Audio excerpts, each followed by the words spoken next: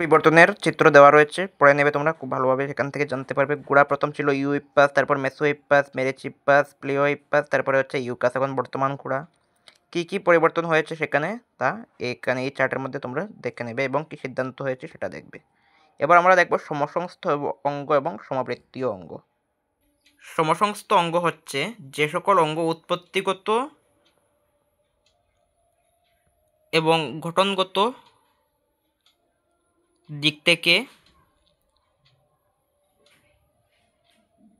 একই কিন্তু কার্যগত দিক থেকে আলাদা, তারা হচ্ছে সমসংস্থ অঙ্গ। যেমন হচ্ছে মানুষের পা, মানুষের হাত, বিড়ালের পা, বাদুড়ের ডানা, এগুলো এটা উৎপত্তিগত দিক থেকে সেম কিন্তু কার্যের দিকে আলাদা।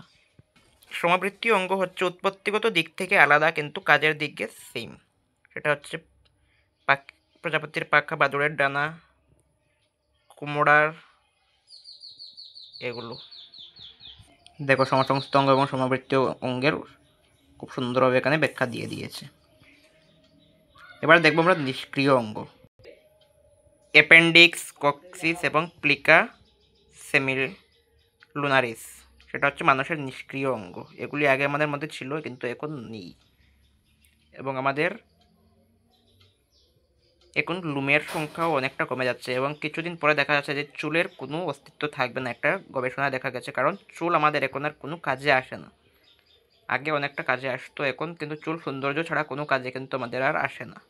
এটা একটা রিসার্চে দেখা গিয়েছিল যে আজকে থেকে অনেক বছর পর চুল আর থাকবে না। এখন অনেকের দেখবে মাথার মধ্যে চুলের সংখ্যা কমে যাচ্ছে।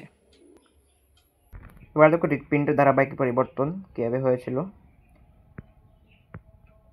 মাছের ক্ষেত্রে দুটি প্রকোষ্ঠ থাকে, হৃদয়ের সংখ্যা একটা, নিলয়ের সংখ্যা একটা। সর্বদা দূষিত রক্ত প্রবাহিত হয়। ব্যাঙের ক্ষেত্রে তিনটা, দুটা অলিন্দ এবং একটা নিলয়। মিশ্র রক্ত পরিবাহিত হয়। টিকটিকির ক্ষেত্রে হচ্ছে তিনটা, আংশিক মিশ্র রক্ত পরিবাহী হয়। আর পাখি এবং মানুষের ক্ষেত্রে হচ্ছে চারটা, তাদের ক্ষেত্রে রক্তের মিশ্রণ ঘটে না। এবার হচ্ছে বিবর্তন সম্পর্কিত মতবাদ, ল্যামার্কের মতবাদ আমরা দেখে নেই, চলো। বিজ্ঞানী ল্যামার্কের তিনটে সূত্র রয়েছে। সন্ধান প্রচেষ্টা হচ্ছে প্রথম সূত্র, দ্বিতীয় সূত্র হচ্ছে পরিবেশগত প্রভাব এবং তৃতীয় সূত্র হচ্ছে ব্যবহার এবং অপব্যবহার। তো দেখি কী কী সেগুলি রয়েছে। জিরাফের বিবর্তন হচ্ছে ল্যামার্কের তৃতীয় সূত্রের উদাহরণ। ল্যামার্কের তৃতীয় সূত্র এমন যে ওরা ঘাস খাওয়ার জন্য ওদের গলা উঁচু করতে হতো, ঘাসের পরিমাণ কমে যাওয়ায় তাই ওদের গলা লম্বা হয়ে গিয়েছিল অনেকটা, এবং দৈর্ঘ্য বেড়ে গিয়েছিল উঁচু গাছের পাতা খাওয়ার জন্য।